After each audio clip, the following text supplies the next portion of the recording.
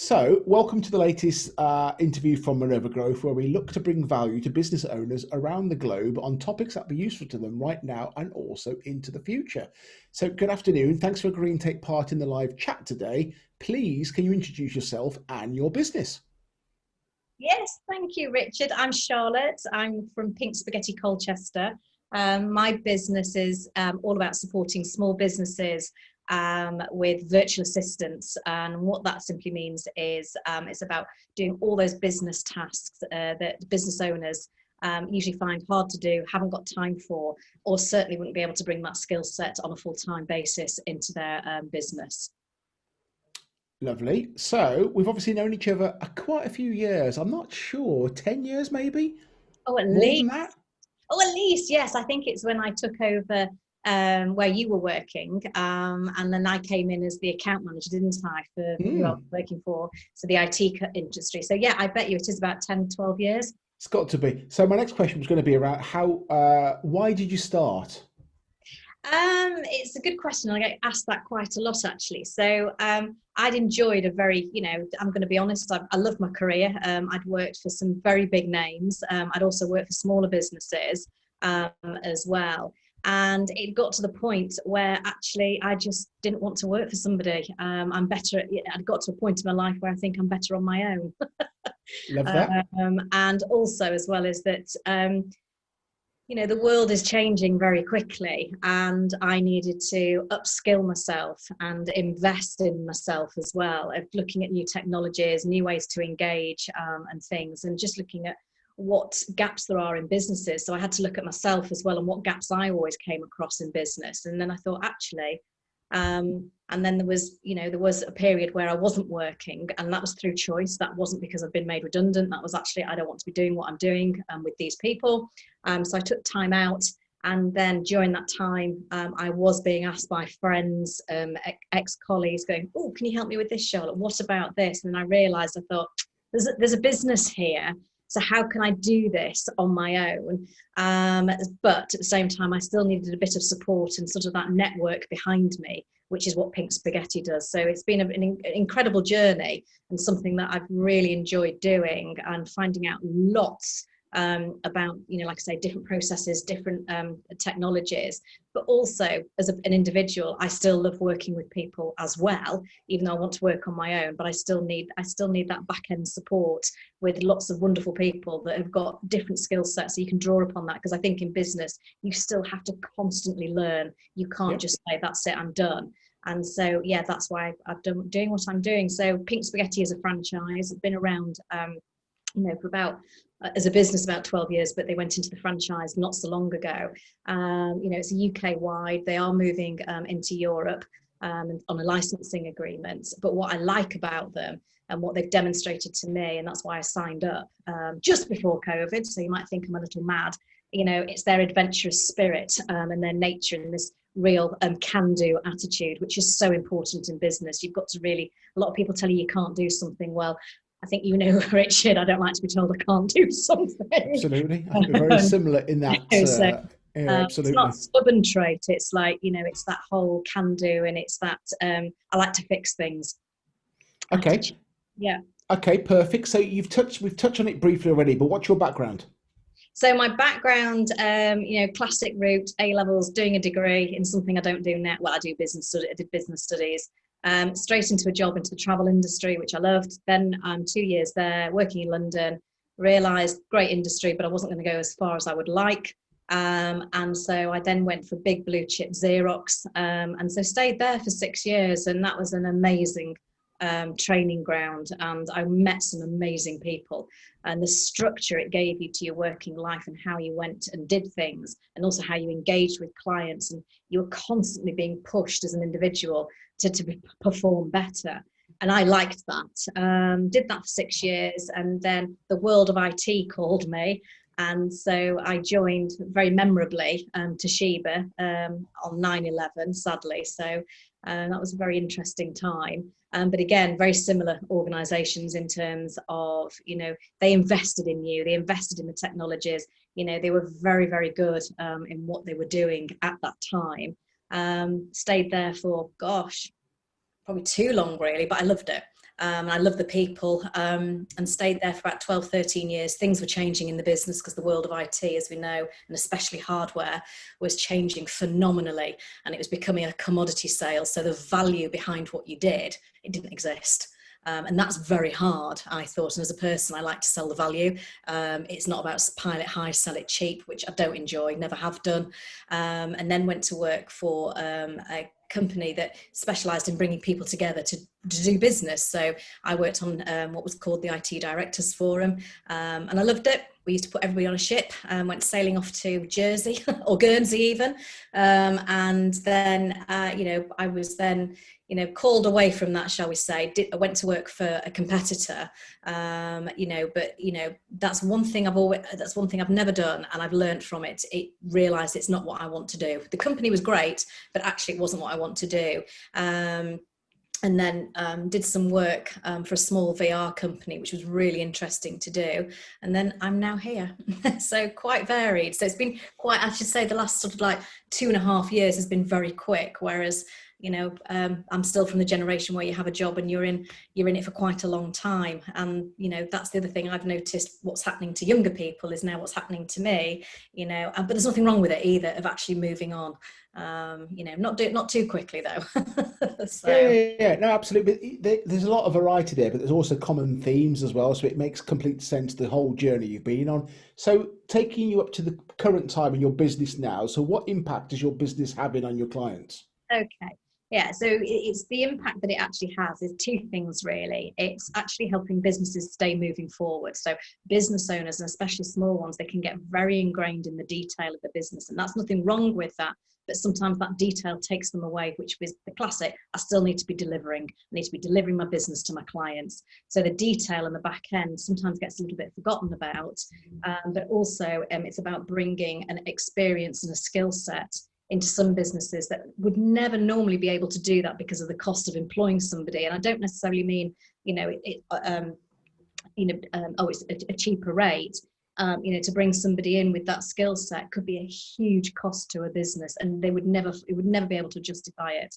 So for what I do, it's very much, I would say I'm a freelancer.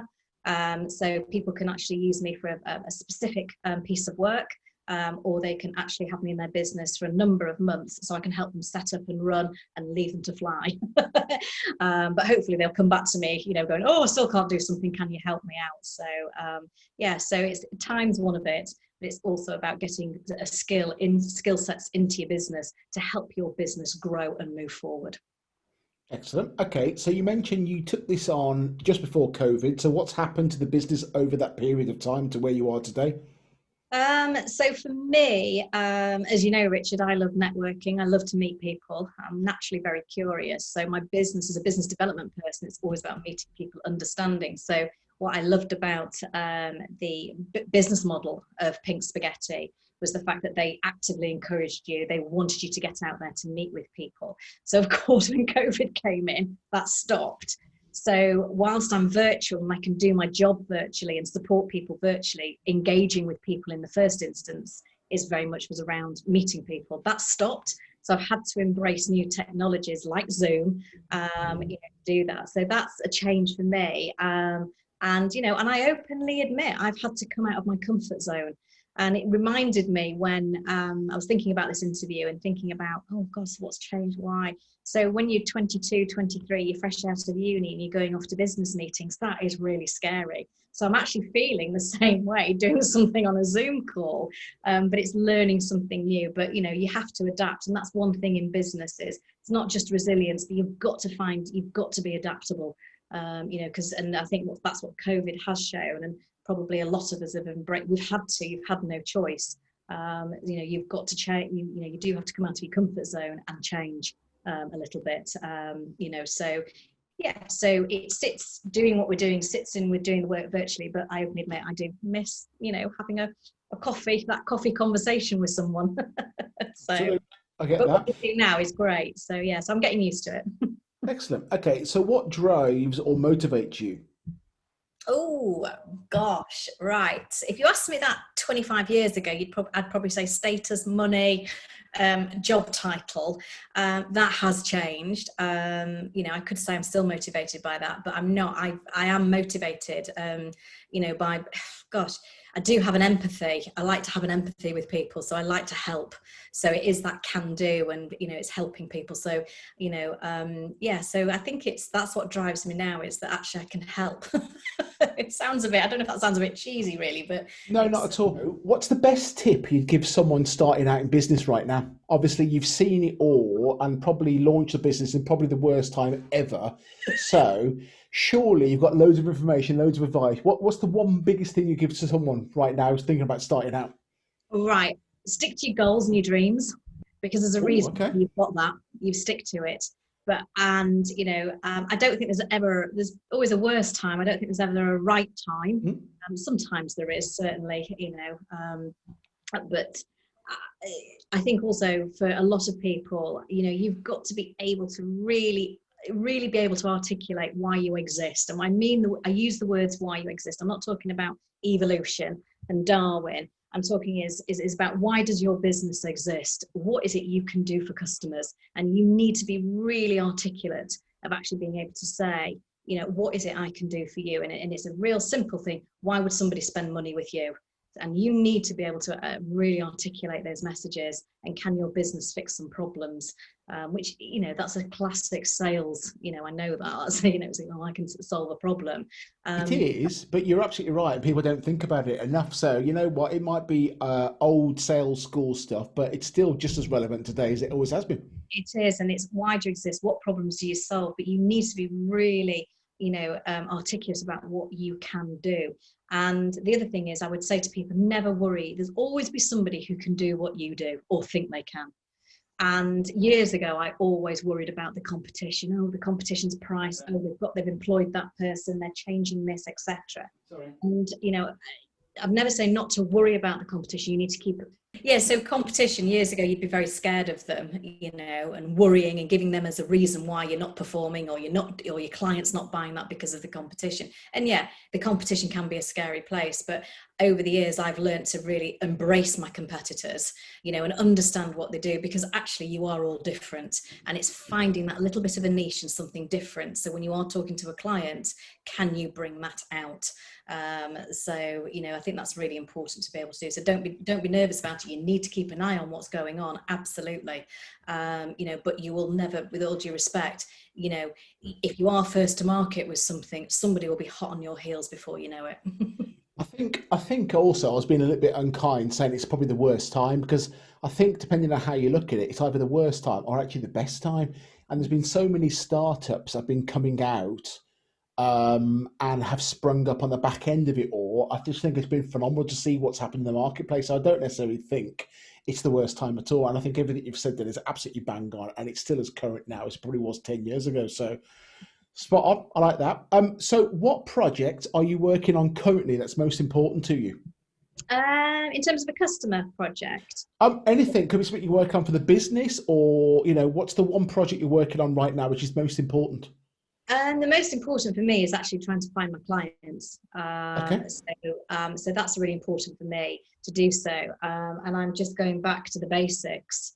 And there's nothing clever or rocket science about this. There's tons of tech being forced at people now, how to engage and how to do things. So I'm actually going back to what I know, and and when I say that, is like, who are my clients? Yeah, I know who they're going to be. How am I going to get to them? And so, and do you know what? I'm actually going back to the basics of actually hitting the phone, and it's getting there.